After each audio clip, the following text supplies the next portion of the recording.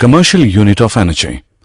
We know the unit of energy is joule, but the large quantities of energy cannot be expressed by the unit joule. For that we use a bigger unit of energy called kilowatt. Let us take an example of a machine that uses 1000 joule of energy every second. If this machine is used continuously for 1 hour, it will consume 1 kilowatt hour of energy.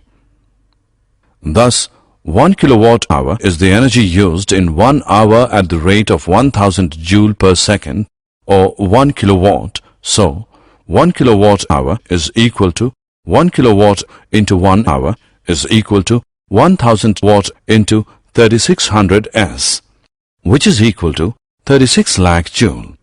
1 kilowatt hour is equal to 3.6 into 106 joule. The energy used in our houses and big industries are usually expressed in kilowatt hour.